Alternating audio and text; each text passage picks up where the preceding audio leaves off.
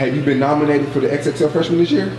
For the 10th spot? for the last 2 years. Okay. So this for the year, last year I felt like it was just too early for me. You know, this year, you know, a lot of people that they're nominated, man. Just to be honest, like a lot of those guys, they might have a whole lot of followers, but they not doing what I'm doing. Yeah, they not doing what I'm doing. You know.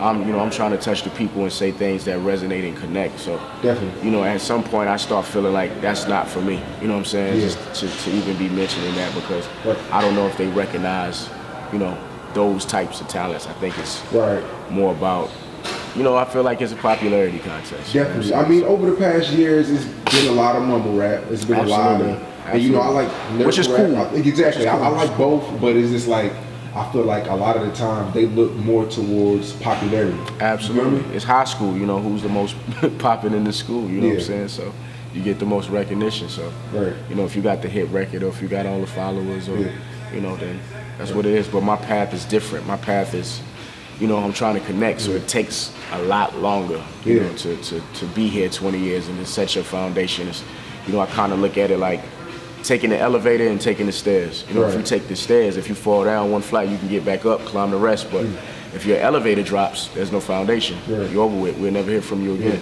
Do you feel like, I mean, the XXL magazine, will that benefit you in any type of way? Absolutely. I'd be a fool to say it wouldn't benefit me, but you know, it doesn't make or break me. You know what I'm saying? But I would definitely benefit from it because that's their audience that I don't have. That you know, I can reach all of these people. So, but now a lot of times,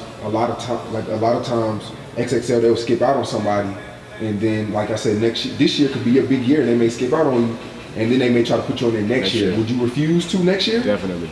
So it's this year or never. Exactly. So.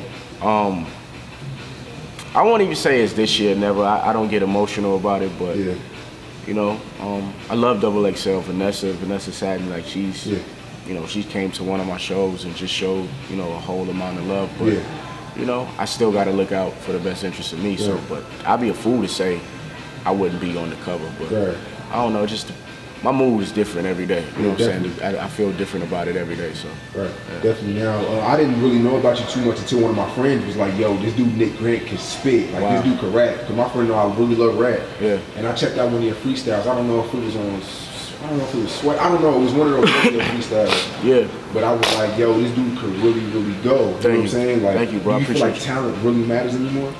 Absolutely. When you look at the top MCs, they're all talented.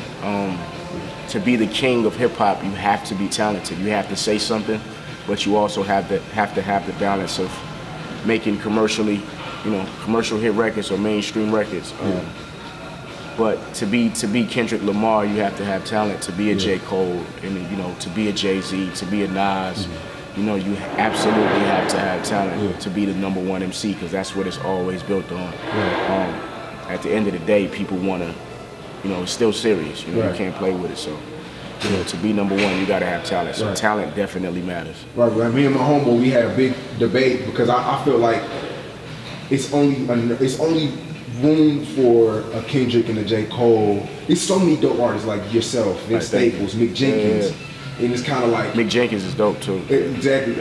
A lot of those artists, they're just stuck at a certain point. Right. You know what I'm saying? Because there's not a lot of room for the.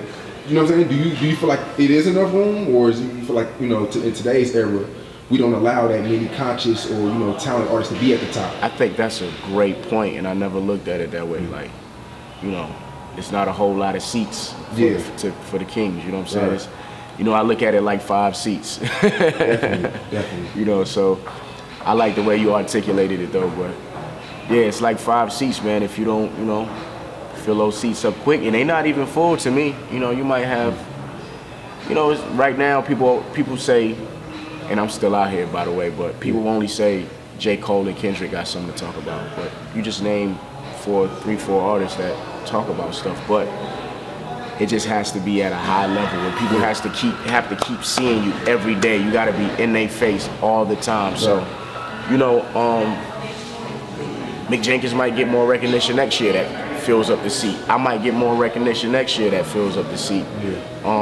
So it's all timing. You know, they didn't just pop in those seats. You know what I'm saying? J. Cole didn't just shoot to #1. You know what I'm saying? He had to work and grind. Kendrick had to work. He was putting out mixtapes. He was touring, doing shows. You know, opening for other people before he came this megastar. So to also be in these seats take time too. So definitely. Now I remember when J. Cole and Kendrick first came out, they had radio singles, like they kind of did something that they didn't want to do to get that. Absolutely. You know what I'm saying? Is that about your taking? Because you really don't.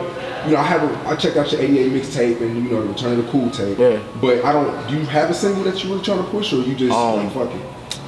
For me, man, you know, I don't really want to chase a single because I feel like for me that could be the death of me because people might want that from you all the time. You know, for me it's just making what comes from my heart. You know what I'm saying? And if you like it, you like it. If you don't like it, you know, go listen to somebody else. That's, you know, I love it so much, man. I love it. I play, you know.